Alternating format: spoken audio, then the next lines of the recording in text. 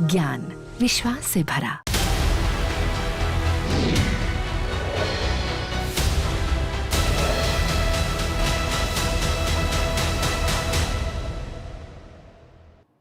तो राजनीति में आज सवाल यही है कि जिन मजदूरों को सड़क पर, हाईवे पर मझदार में छोड़ दिया गया था, वो अचानक से सियासत को इतने सगे कैसे लगने लगे। सीधे मेहमानों को रुख करते हैं। हमारे साथ डॉक्टर कमल उसरी जी बने हुए हैं, मजदूर नेता है। कमल उसरी जी, मजदूरों के नाम पर जो सियासत हो रही है, हालात कहां के बेहतर आपको लगते हैं? क्योंकि महाराष्ट्र कह रहा है कि अभी तक ये मजदूर हमारे यहां खुश थे, उत्तर प्रदेश कह रहा है कि हम इनको काम की गारंटी दे रहे हैं, हम कहीं जाने नहीं देंगे, यहीं पर रोजगार देंगे।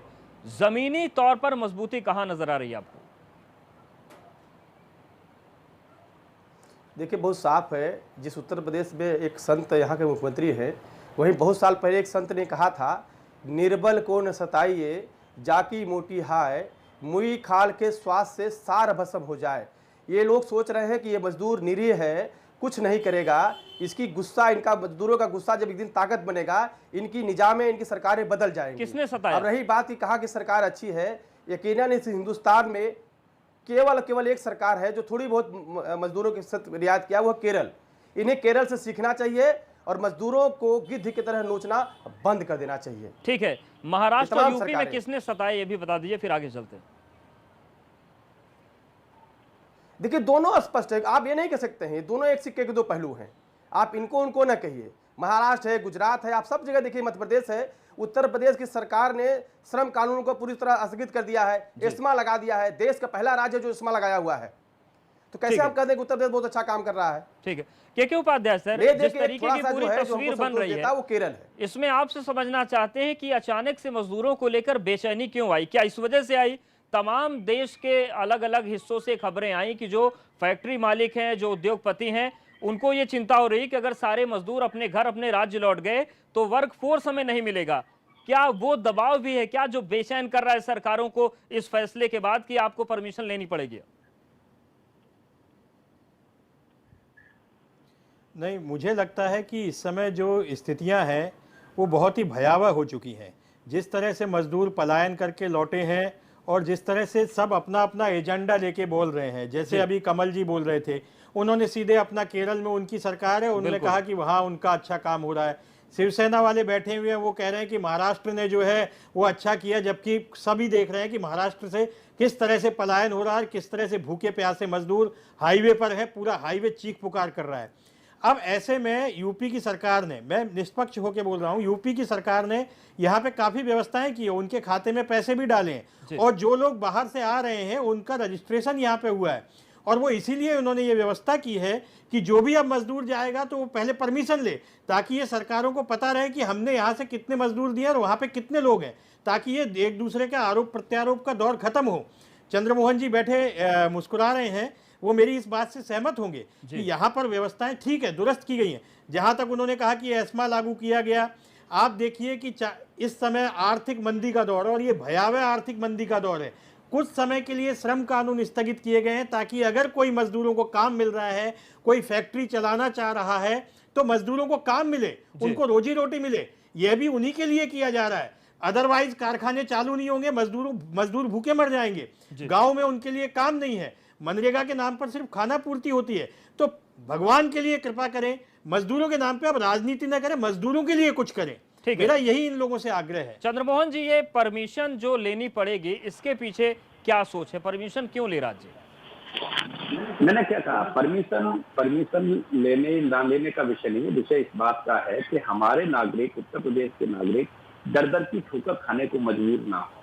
तो पंजाब में जाके, राजस्थान में जाके, छत्तीसगढ़ में जाके, महाराष्ट्र में जाके ठोकरें ना खाएं। हमारे नागरिक हमारे राज्य में रहें, हर हाथ को काम मिले, ये संकल्प हमारा है। और उसको खेत की मेड़ पर काम मिले, ये हमारा संकल्प है। देखिए, आप लेनिन का फोटो लगाकर, मार्क्स का फोटो लगाकर, लाल झंडा हाथ में लेकर आप उनसे क्या निष्पक्षता की बात करेंगे? वो केवल एक ही काम करेंगे, लाल झंडा लेकर, जो बिना आपसे परमिशन लिए चला जाएगा। नहीं, एक बात चंद्रमोहन जी, ये जो बिना परमिशन लिए चला जाएंगे उसका क्या करेंगे आप? अरे भाई, आप उसको कैसे रोकेंगे? आप किसी को जाएगा कोई नहीं। और इसमें इस बात को घुमाने की कोशिश नहीं, जो जाएगा उसको कैसे रोक लेंगे आप? इस पर अरे अगर कोई भैया, बस में बैठ करके आपको चला जाएगा आपको किसी जाने- दूसरी स्टेट आपको में, जाने वाला तो उसके लिए कोई क्या नहीं करेंगे मिलेगा। आप? चिंता मत करो, आज उत्तर प्रदेश छोड़ के कोई नहीं जाने वाला है। आज नहीं हमारे जाएगा प्रति तो विश्वास नहीं है। जाएंगे तो योगी क्या आप आदित्यनाथ मतलब जी उसको के वापस प्रति प्रदेश में विश्वास है। आने नहीं देंगे अरे आप? भाई सुन लीजिए, आज योगी आदित्यनाथ जी के प्रति विश्वास है, नहीं। इसीलिए सभी राज्यों जो से लोग चले यहाँ जाएंगे तो फिर क्या करोगे आप? वहीं पर रहते। आज इस विश्वास के कारण लोग आ रहे हैं।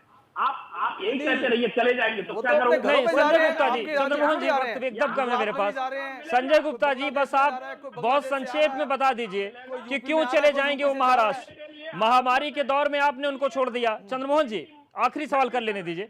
संजय गुप्ता जी, महामारी के दौर में आपने उनको मारा छोड़ महामारी दिया। के दौर में- सामान्य महामारी दौर के में वो दौर में- लाठियां खाते हैं, जब लौट कर आएंगे तो कहा जा रहा है कि उनकी फोटो थानों में रखी जाए। क्यों लौट के आएंगे, क्यों उम्मीद कर रहे हैं आप? स्टेट ने नहीं, एक बात सुनिए, सबसे पहली बात तो किसी भी सरकार के कारण कोई भी मजदूर किसी भी स्टेट को छोड़ करके नहीं जा रहा है। ये बिना बात की राजनीति जो की जा रही है ठीक नहीं है। हर मजदूर अपने घर में अपने अपने अपने गांव में जाना चाहता है। इसी मन से कोई यूपी में आ रहा है, कोई यूपी से जा रहा है, कोई महाराष्ट्र में आ रहा है, कोई महाराष्ट्र से जा रहा है। ऐसा नहीं है कि किसी एक स्टेट में आ रहा है कोई और एक स्टेट से जा रहा है। तो उत्तर प्रदेश में खाना भी खिलाया जा रहा है, उससे घर भी पहुंचाया जा रहा है, उसका मेडिकल बहुत परीक्षण लोग भी हो ऐसे रहा है, आप और उसको आपके खाद्य नोएडा में बहुत सामग्री लोग भी दी जा रही है। आपने ठीक है, बात नहीं सबका जाने दिया अपना नोएडा से। सियासी स्टैंड अपना आपने अपना है, नोएडा लेकिन से- सवाल यही है कि क्या इस राजनीति के भंवर में फंसे मजदूर का भला होगा और उसका भला हो जाए तो ये राजनीति सार्थक है। आप सभी का बहुत शुक्रिया हमारे साथ जुड़ने के लिए, बातचीत करने के लिए। तो राजनीति में रार अब मजदूरों के सम्मान को लेकर छिड़ गई, उनके हक को लेकर छिड़ गई है, लेकिन सवाल यह है कि उस दिशा में कितना बेहतर काम हो पा रहा है। राजनीति में आज के लिए फिलहाल इतना है।